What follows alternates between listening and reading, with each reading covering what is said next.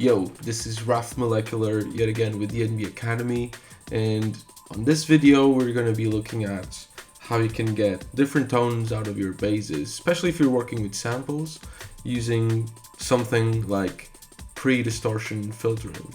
Okay, so a lot of producers, when they're starting out, they're trying to understand sound design, and it can be very complicated to have a big synth instrument in front of them like Serum or Phase Blend or Current or Vital. You know, although those plugins are really good, it can be quite complicated to understand them at first. So what happens is a lot of producers, they use samples, but then another problem appears. How am I going to use this sample and keep it interesting for a 4-minute song or a 3-minute song? How can I do this? You know, this is my riff, this is my bass. How do I make sure it's interesting? Well, it's quite simple actually. There's a lot of things that you can do, but they don't really, you don't really know about it unless you try it or unless you have some experience. So pre-distortion filtering is something that I love, because if you understand signal flow, you understand that the way that distortion works is it's very dependent on the input signal that you give it. So if you feed a distortion plugin something that doesn't have a lot of sub, it will behave differently if you have something with a lot of sub.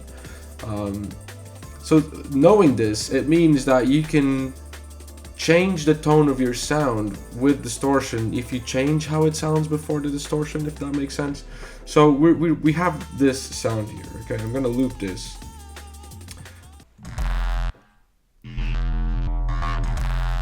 Let's say this is a loop, right? This is a bass loop that we have, and we want to use this for our track, and we want to make sure we can expand on it. So first of all, let's grab an EQ, and let's grab Roar right here. I love this plugin. Let's give it some distortion. Okay, that's changed the tone, but it's made it so much worse in a way. It's like so overly distorted. We can actually use this, but then we lose our sub, or we could do this and lose our top end. So with EQ here before the distortion, we can do a lot of great things. So first thing, let's try and create a little bump like that.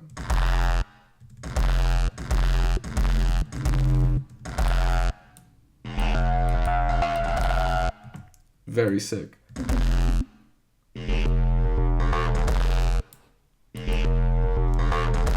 So that already gives us a different tone. Now we can really expand on this. We don't have to keep it that simple. We can create like a little shape like this.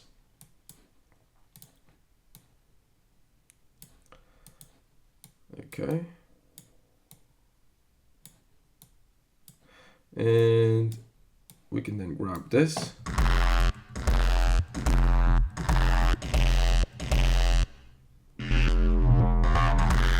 And that's already sounding different. So we can really expand on this as well. Like I said, we can keep expanding, and we can add like something in there.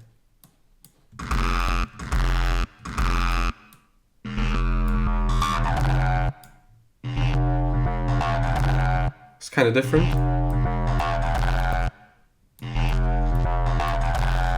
And that's really cool, and then you can create variations on this. Now Roar also allows you to add little filters before your distortion, so we can do that. So we can do a notch, for example, before the filter.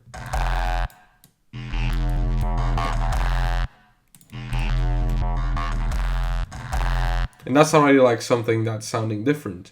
But there's multiple filters here.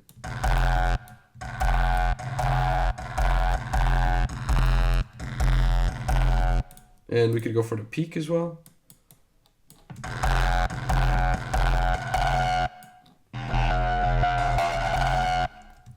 It's kind of nuts, right? So this is how pre-distortion filtering really changes your sound. Now you can really expand on this. I'm going to show you a plugin here called Rift.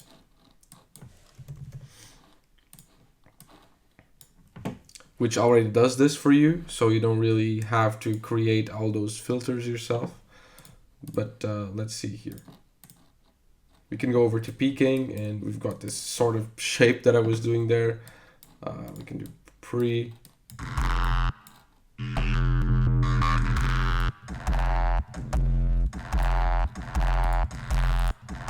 So how many variations do you want? I've got them all.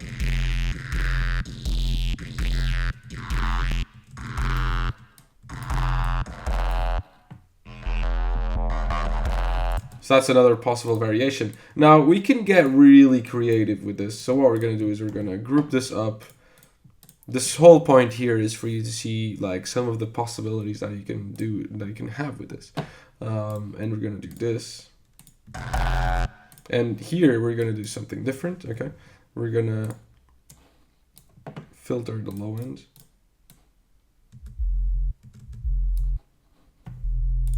So we have our sub, and here we're gonna take off the low end.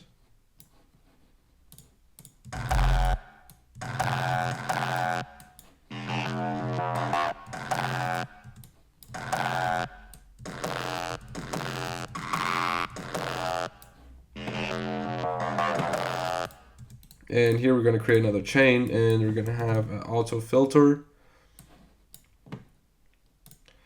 And this auto filter is going to have a very resonant point, and the cutoff is going to change like every beat or every bar or half bar. So we're going to put it there, and we're going to give it a random value. So you can see it's changing. Let's do it like this.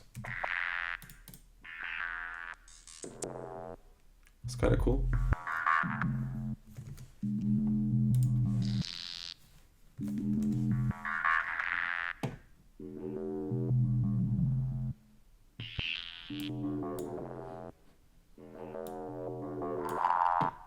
It's kind of nice, and then we just put roar after it.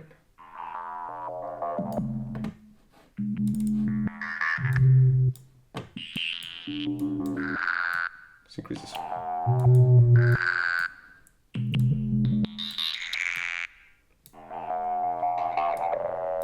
It's kind of cool.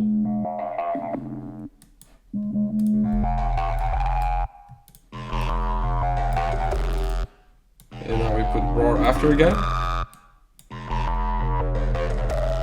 And we've got loads of different sounds now, really, and this is what is cool about this. And now the cool thing about this LFO here is that we can make it sort of like move if we smooth it out, like that.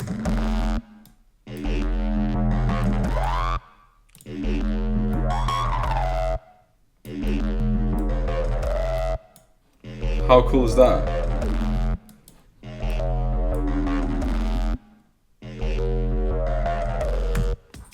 And that is basically pre-distortion filtering, pre-distortion tonal shaping, and that's how you can use it. Really, really recommend you to expand on this technique and explore, see what you can do.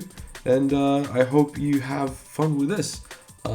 Yeah, so this was RAF Molecular with the NB Academy. We hope you enjoyed this video. Really, really quick techniques, and yeah, don't forget to like, comment, subscribe, and we'll see you on the next one. Peace.